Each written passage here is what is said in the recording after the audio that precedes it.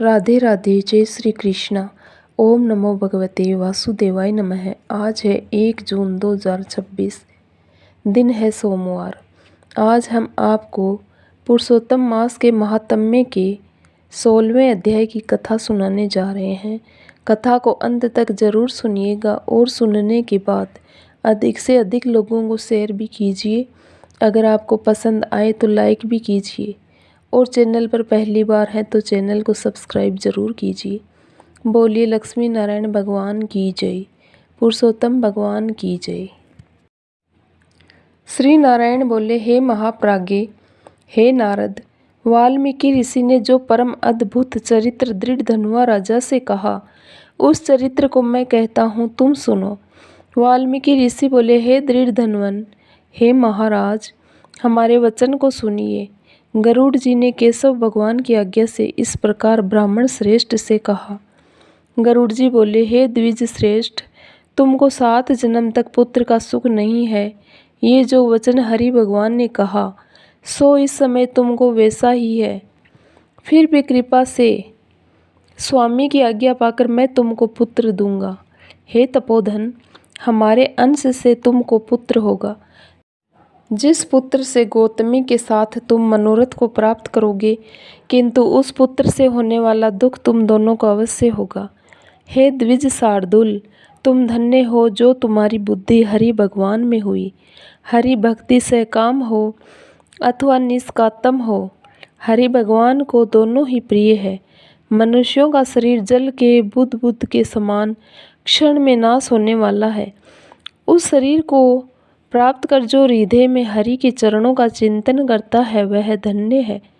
इस अत्यंत दुस्तर संसार से तारने वाले हरि भगवान के अलावा दूसरा और कोई नहीं है। ये हरि भगवान की ही कृपा से मैंने तुमको पुत्र दिया है।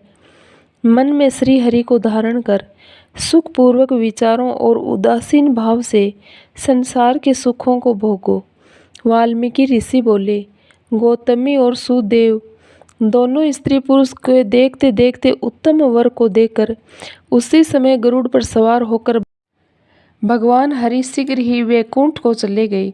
सुदेव शर्मा भी स्त्री के साथ अपने मन के अनुसार पुत्र रूप वर को पाकर अपने घर को आया और उत्तम गृहस्थ आश्रम के सुख को भोगने लगा।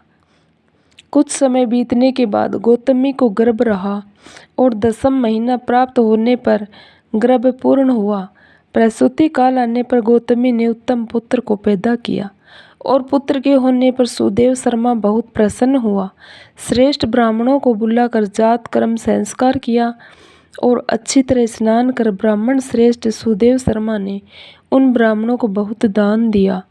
ब्राह्मण और स्वजनों के साथ बुद्धिमान सुदेव शर्मा ने नामकरण संस्कार किया। कृपालु गरुड़ जी के प्रेम से ये पुत्र हुआ था। शरतकालीन चंद्रमा के समान उदय को प्राप्त तेजस्वी यह सुख के सदृश है। इसलिए मेरा ये प्रिय पुत्र सुखदेव नाम वाला हो। माता के मन को आनंद देने वाला वह पुत्र पिता के मनोरथों के साथ साथ शुक्ल पक्ष के चंद्रमा के समान बढ़ने लगा। पिता ने हर्ष के साथ उपनयन संस्कार कर गायत्री मंत्र का उपदेश दिया। बाद में वह बालक वेद आरंभ संस्कार को प्राप्त कर ब्रह्मचर्य व्रत में स्थित हुआ। उस ब्रह्मचर्य के तेज से युक्त बालक साक्षात दूसरे सूर्य के समान शोभित हुआ।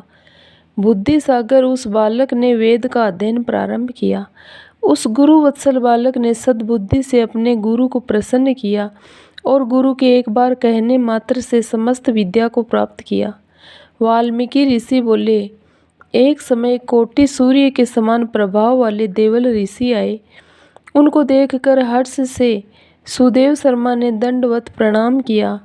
अर्घ्य पाद्य आदि से विधि पूर्वक उन देवल मुनि की पूजा की और महात्मा देवल के लिए आसन दिया।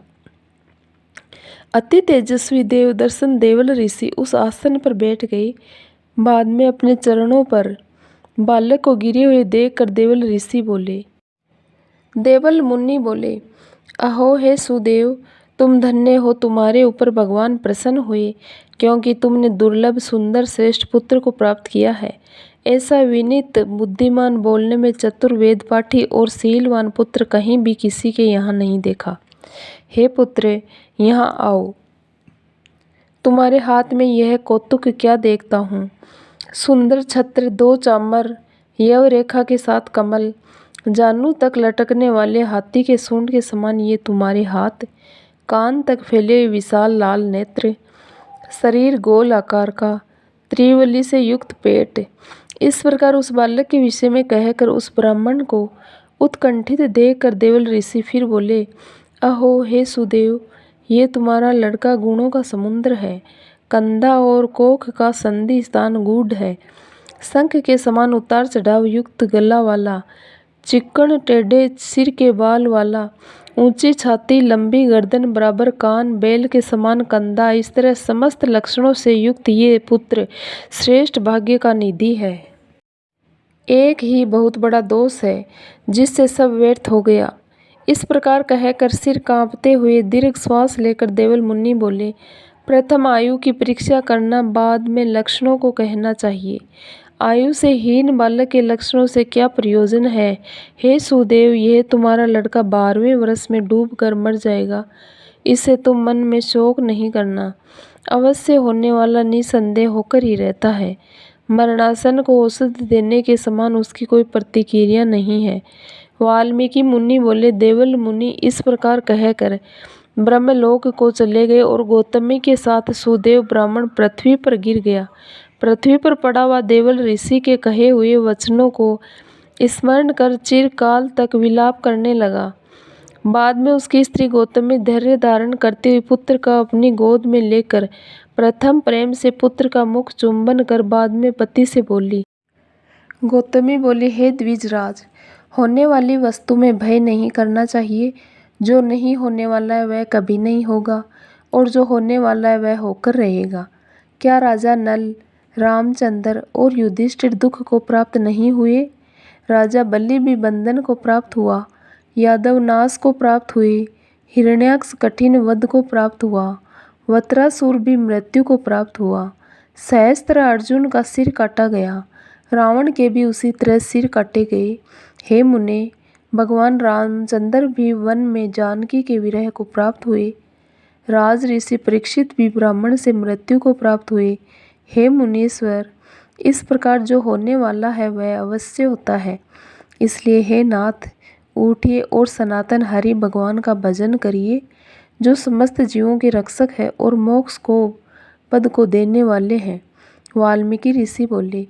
इस प्रकार सुदेव शर्मा ने अपनी स्त्री गौतमी के वचन को सुनकर स्वस्थ और हृदय में हरि भगवान के चरणों का ध्यान कर पुत्र से होने वाले शोक को जल्दी से त्याग दिया। हरे कृष्णा। पुरुषोत्तम मास महात्म्य का 16वां अध्याय पूर्ण हुआ। इससे आगे की कथा सुनने के लिए अगले अध्याय का इंतजार जरूर कीजिएगा। आज हम भक्त और भगवान की कथा में देवर्षि नारद की कथा सुनते हैं। एक बार देवर्षि नारद के मन में आया कि भगवान के पास बहुत महल है, एक आध हमको भी दे दें तो यहीं आराम से टिक जाएं, नहीं तो इधर उधर घूमते रहना पड़ता है। भगवान के द्वारिका में बहुत महल थे। नारद जी ने भगवान से कहा, भगवान आपके बहुत महल है, एक हमको दे दो तो हम भी आराम से रहें। आपके यहाँ खाने पीने का इंतज़ाम भी अच्छा है। भगवान ने सोचा कि ये मेरा भक्त है, विरक्त सन्यासी है, अगर ये कहीं राजसी ठाठ में रहने लगा तो थोड़े दिन में ही इसकी सारी विरक्ति भक्ति निकल जाएगी। हम अगर सीधा ना करेंगे तो ये बुरा मान जाएगा, लड़ाई झगड़ा करेगा कि इतने महल है और एक महल नहीं दे रहे हैं। भगवान ने चतुराई से काम लिया। नारद से कहा, जाकर देख ले, जिस मकान में जगह खाली मिले वही तेरे नाम कर देंगे। नारद जी वहाँ से चले। भगवान की 16,108 रानियाँ और प्रत्येक के 11 बच्चे भी थे। यह द्वापर युग की बात है। सब जगह नारद जी घूम आए, लेकिन कहीं एक कमरा भी खाली नहीं मिला, सब भरे हुए थे। आकर भगवान से कहा, वहाँ कोई जगह खाली नहीं मिली। भगवान ने कहा, फिर क्या करूँ, होता तो तेरे को दे देता। नारद जी के मन में आया कि ये तो भगवान ने मेरे साथ धोखाधड़ी की है, नहीं तो कुछ न कुछ करके किसी को इधर उधर शिफ्ट करा कर खिसका कर एक कमरा तो दे ही सकते थे। इन्होंने मेरे साथ धोखा किया है तो अब मैं भी इन्हें मज़ा चखाकर छोड़ूंगा। नारद जी रुक्मणी जी के पास पहुँचे। रुक्मणी जी ने नारद जी की आओ भगत की बड़े प्रेम से रखा। उन दिनों भगवान सत्यभामा जी के यहाँ रहते थे। एक आध दिन बीता तो नारद जी ने उनको दान की कथा सुनाई। सुनाने वाले स्वयं नारद जी थे। दान का महत्व सुनाने लगे तो जिस चीज़ का दान करोगे वही चीज़ आगे तुम्हारे को मिलती है। जब नारद जी ने देखा कि ये बात रुक्मणी जी को जम गई है तो उनसे पूछा, आपको सबसे ज़्यादा प्यार किससे है? रुक्मणी जी ने कहा, ये भी कोई पूछने की बात है, भगवान हरि से ही मेरा प्यार है। कहने लगे, फिर आपकी यही इच्छा होगी कि अगले जन्म में तुम्हें वो ही मिले? रुक्मणी जी बोली, इच्छा तो यही है। नारद जी ने कहा, इच्छा है तो फिर दान कर दो, नहीं तो नहीं मिलेंगे।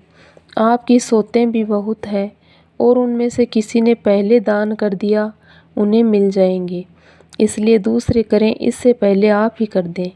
रुक्मणी जी को बात जच गई कि जन्म जन्म में भगवान मिले तो दान कर देना चाहिए। रुक्मणी से नारद जी ने संकल्प करा लिया। अब क्या था, नारद जी का काम बन गया। वहाँ से सीधे सत्यभामा जी के महल में पहुँच गए और भगवान से कहा कि उठाओ कमंडलू और चलो मेरे साथ। भगवान ने कहा, कहाँ चलना है, बात क्या हुई? नारद जी ने कहा, बात कुछ नहीं, आपको मैंने दान में ले लिया है।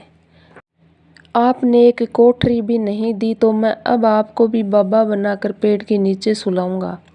सारी बात कह सुनाई। भगवान ने कहा, रुक्मणी जी ने दान कर दिया है तो ठीक है, वह पटरानी है, उससे मिल तो आए। भगवान ने अपने सारे गहने गांठे रेशम के कपड़े सब खोलकर सत्यभामा जी को दे दिए और बलकल वस्त्र पहनकर भस्मी लगाकर और कमंडलू लेकर वहाँ से चल दिए। उन्हें देखते ही रुक्मणी के होश उड़ गए। पूछा, हुआ क्या है? भगवान ने कहा, पता नहीं, नारद कहता है कि तूने मेरे को दान में दे दिया है। रुक्मणी ने कहा, लेकिन वे कपड़े गहने कहाँ गए? उत्तम केसर को छोड़कर ये भस्मी क्यों लगा ली? भगवान ने कहा, जब दान दे दिया तो अब मैं उसका हो गया, इसलिए अब वे ठाट बाट नहीं चलेंगे, अब तो अपने भी बाबा जी होकर जा रहे हैं। रुक्मणी ने कहा, मैंने इसलिए थोड़ी दिया था कि ये ले जाएं। भगवान ने कहा, और काहे के लिए दिया जाता है? इसीलिए दिया जाता है कि जिसको दो वह ले जाए। अब रुक्मणी को होश आया कि ये तो गड़बड़ मामला हो गया। रुक्मणी ने कहा, नारद जी, ये आपने मेरे से पहले नहीं कहा। अगले जन्म में तो मिलेंगे सो मिलेंगे, अब तो हाथ से ही खो रहे हैं। नारद जी ने कहा, अब तो जो हो गया सो हो गया, अब मैं ले जाऊंगा। रुक्मणी जी बहुत रोने लगी। तब तक हल्ला गुल्ला मचा तो और सब रानियां भी वहाँ इकट्ठी हो गई। सत्यभामा, जामवती सब समझदार थी। उन्होंने कहा, भगवान एक रुक्मणी के पति थोड़े ही हैं, इसलिए रुक्मणी को सर्वथा दान करने का अधिकार नहीं हो सकता, हम लोगों का भी अधिकार है। नारद जी ने सोचा, ये तो घपला हो गया। कहने लगे, क्या भगवान के टुकड़े कराओगे? तब तो 16,108 हिस्से होंगे। रानियों ने कहा, नारद जी कुछ ढंग की बात करो। नारद जी ने विचार किया कि अपने को तो महल ही चाहिए था और यहीं ये दे नहीं रहे हैं। अब मौका ठीक है, समझौते पर बात आ रही है। नारद जी ने कहा, भगवान का जितना वजन है उतने का तुलादान कर देने से भी दान मान लिया जाता है। तुलादान से देह का दान माना जाता है, इसलिए भगवान के वजन का सोना हीरा पन्ना दे दो। इस पर सब रानियां राजी हो गई।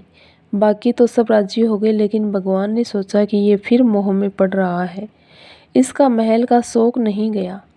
भगवान ने कहा, तुलादान कर देना चाहिए, ये बात तो ठीक है। भगवान तराजू के एक पलड़े के अंदर बैठ गए। दूसरे पलड़े में सारे गहने हीरे पन्ने रखे जाने लगे, लेकिन जो ब्रह्मांड को पेट में लेकर बैठा हो उसे द्वारिका के धन से कहाँ पूरा होना है। सारा का सारा धन दूसरे पलड़े पर रख दिया, लेकिन जिस पलड़े पर भगवान बैठे थे वह वैसा का वैसा नीचे लगा रहा, ऊपर नहीं हुआ। नारद जी ने कहा, देख लो, तुला तो बराबर हो नहीं रहा है, अब मैं भगवान को ले जाऊंगा। सब कहने लगे, अरे कोई उपाय बताओ। नारद जी ने कहा, और कोई उपाय नहीं है। अन्य सब लोगों ने भी अपने अपने हीरे पन्ने लाकर डाल दिए, लेकिन उनसे क्या होना था, वे तो त्रिलोकी का भार लेकर बैठे थे। नारद जी ने सोचा, अपने को अच्छा चेला मिल गया, बढ़िया काम हो गया। उधर औरतें सब चीख रही थी। नारद जी प्रसन्नता के मारे इधर उधर टहलने लगे। भगवान ने धीरे से रुक्मणी को बुलाया। रुक्मणी ने कहा, कुछ तो ढंग निकालिए, आप इतना भार लेकर बैठ गए, हम लोगों का क्या हाल होगा। भगवान ने कहा, ये सब हीरे पन्ने निकाल लो, नहीं तो बाबा जी मान नहीं रहे हैं। यह सब निकाल कर तुलसी का एक पत्ता और सोने का एक छोटा सा टुकड़ा रख दो, तो तुम लोगों का काम हो जाएगा। रुक्मणी ने सबसे कहा कि ये नहीं हो रहा है तो सब सामान हटाओ। सारा सामान हटा दिया गया और एक छोटे से सोने के पत्रे पर तुलसी का पत्ता रखा गया तो भगवान के वजन के बराबर हो गया। सबने नारद जी से कहा, ले जाओ तुलादान। नारद जी ने खूब हिला डुला कर देखा कि कहीं कोई डंडी तो नहीं मार रहा है। नारद जी ने कहा, इन्होंने फिर धोखा दिया, फिर जहाँ के तहाँ ये लेकर क्या करूँगा। उन्होंने कहा, भगवान ये आप अच्छा नहीं कर रहे हैं, केवल घर वालियों की बात सुनते हैं, मेरी तरफ देखो। भगवान ने कहा, तेरी तरफ क्या देखूं? तू सारे संसार के स्वरूप को समझकर फिर मोह के रास्ते जाना चाह रहा है, तो तेरी क्या बात सुनूं। तब नारद जी ने समझ लिया कि भगवान ने जो किया सो ठीक किया। नारद जी ने कहा, एक बात मेरी मान लो, आपने मेरे को तरह तरह के नाच अनादिकाल से नचाए और मैंने तरह तरह के खेल आपको दिखाए। कभी मनुष्य, कभी गाय इत्यादि पशु, कभी इंद्र वरुण आदि। संसार में कोई ऐसा स्वरूप नहीं जो 84 के चक्कर में किसी न किसी समय में हर प्राणी ने नहीं भोग लिया। अनादिकाल से ये चक्कर चल रहा है। सब तरह से आपको खेल दिखाया, आप मेरे को ले जाते रहे और मैं खेल करता रहा। अगर आपको मेरा कोई खेल पसंद आ गया हो तो आप राजा की जगह पर हैं और मैं ब्राह्मण हूँ, तो मेरे को कुछ इनाम देना चाहिए। वह इनाम यही चाहता हूँ कि मेरे शोक मोह की भावना निवृत्त होकर मैं आपके परम धाम में पहुँच जाऊँ। और यदि कहो कि तूने जितने खेल किए सब बेकार है, तो भी आप राजा हैं। जब कोई बार बार खराब खेल खेलता है तो राजा हुक्म देता है कि इसे निकाल दो।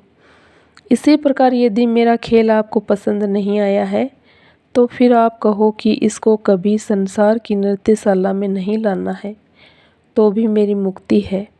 भगवान बड़े प्रसन्न होकर तराजू से उठे और नारद जी को छाती से लगाया और कहा, तेरी मुक्ति तो निश्चित है। हरे कृष्णा। आइए अब सुनते हैं नितनेम बाबा की सीता माता की कथा। राम आए, लक्ष्मण आए, देश के पुजारी आए, नितनेम का नेम लाए। आओ राम, बैठो राम, माखन मिश्री खाओ राम, दूध बतासा पियो राम, सूत के पलका पोटो राम, साल दुसाला ओडो राम। राम संवारे सबके काम, खाली घर भंडार भरेंगे, सबका बेड़ा पार करेंगे। जय श्री राम, जय जय राम। यह कहानी सीता माता कहती थी और श्री राम इसे सुना करते थे। एक दिन श्री राम भगवान को किसी काम के लिए बाहर जाना पड़ गया, तो सीता माता कहने लगी कि भगवान, मेरा तो 12 बरस का नितनेम है, अब आप बाहर जाएंगे तो मैं अपनी कहानी किसे सुनाऊंगी।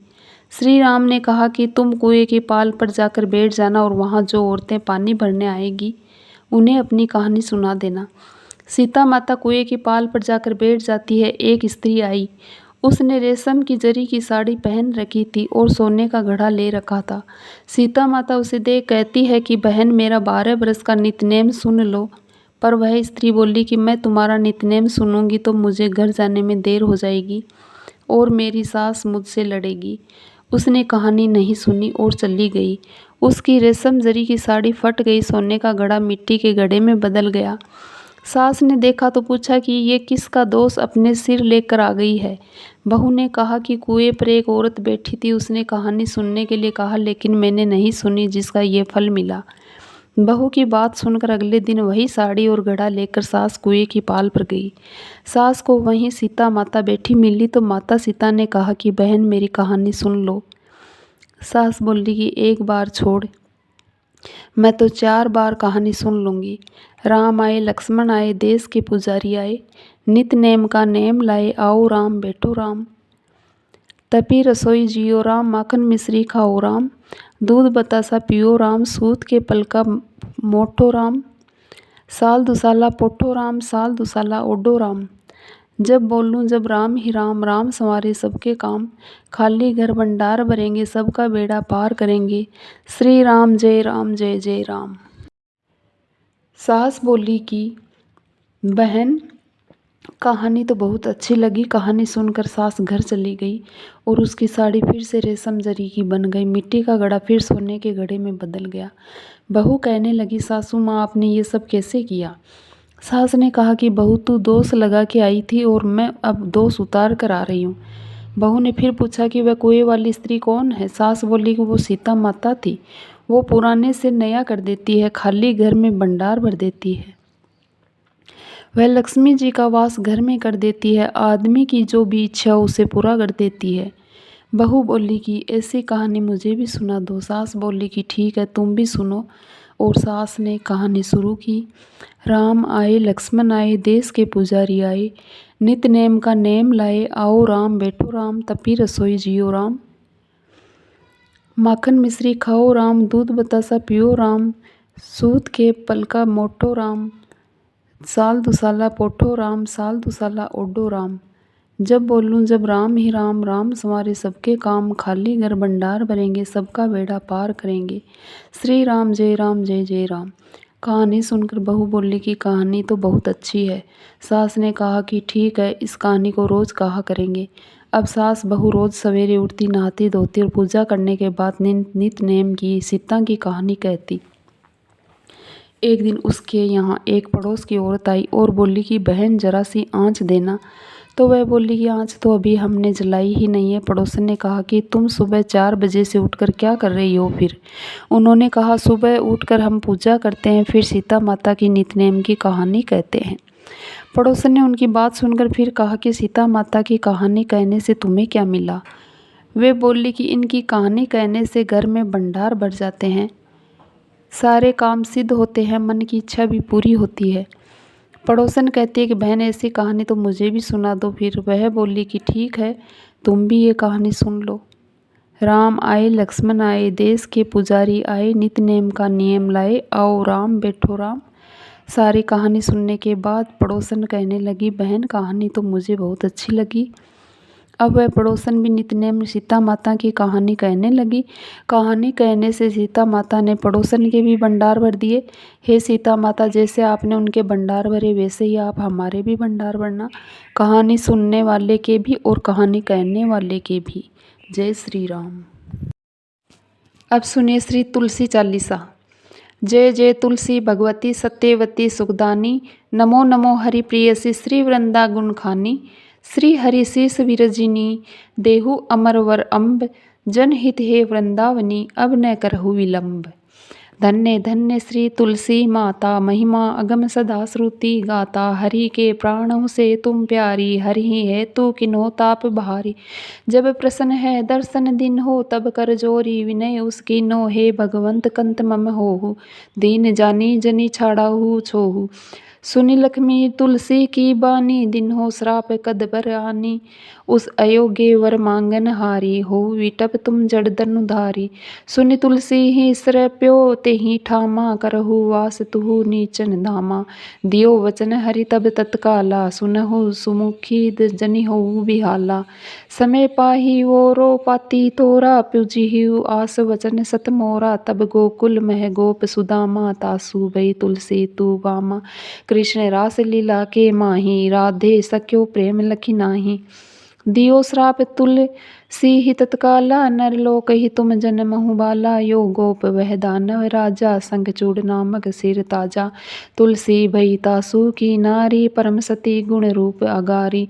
असद्वे कल्प बीत जब गाऊं, कल्प तृतीय जन्म तब भाऊं, वृंदा नाम भयो तुलसी को, असुर जलंधर नाम पति को, करी अति द्वंद्व अतुल बल धामा, लीना शंकर से संग्रामा।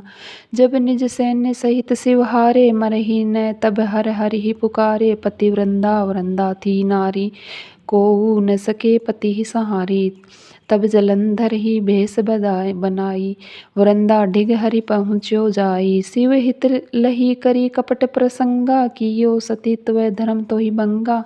भयो जलंधर कर सहारा, सुनि उर शोक उपारा। तिहि क्षण दियो कपट हरि टारी, लखी वृंदा दुख गिरा उचारी। जलंधर जस हत्यो अभीता, कोई रावण तस हरि सीता। अस परस्तर समरिधे तुम्हारा, धर्म खंडी मम पति सहारा। यही कारण लही श्राप हमारा, होवे तनु पाषाण तुम्हारा। सुनि हरि तुरत ही वचन उचारे, दियो श्राप बिना विचारे। लख्यो न निज कर तूति पति को, छलन चाहियो जब पार्वती को। जड़ मति तुहु अस हो जड़ रूपा, जग मह तुलसी विटप अनूपा। धगव रूप हम शालिग्रामा, नदी गंडकी बीच ललामा। जो तुलसी दल हम ही चढ़ुइने, सब सुख भोगी परम पद पाइये। बिनु तुलसी हरि जलत शरीरा, अतिशय उठत शीस उर पीरा। जो तुलसी दल हरि सिर धारत, जो सहस्त्र घट अमृत डारत। तुलसी हरि मन रंजनी हारी, रोग दोष दुख भंजनी हारी। प्रेम सहित हरि भजन निरंतर, तुलसी राधा में नाही अंतर। व्यंजन हो छपन हो प्रकारा, बिनु तुलसी दल न हरि प्यारा। सकल तीर्थ तुलसी तरु छाई, लहत मुक्ति जन संशय नाही। कवि सुंदर एक हरि गुण गावत, तुलसी ही निकट सहस गुण गा पावत। बसत निकट दुर्वासा धामा, जो प्रयास ते पूरव ललामा। पाठ करहि जो नित नर नारी, होई सुख बासहि त्रिपुरारी। तुलसी चालीसा पढ़हि, तुलसी तरु ग्रह धारी। दीप दान करी पुत्र, फल पावहि बंदेव नारी। सकल दुख दरिद्र हरि हार वे परम प्रसन्न, आसिये धन जन लड़हि, ग्रह बसहि पूर्णा अत्र। लाही अभिमत फल जगत, मह लाही पूर्ण सब काम। जेई दल अर्पहि तुलसी, तह सहस बसहि हरि राम। तुलसी महिमा नाम लख, तुलसी सुत सुख राम। मानस 40 रच्यो जग माहै तुलसीदास। हरे कृष्णा।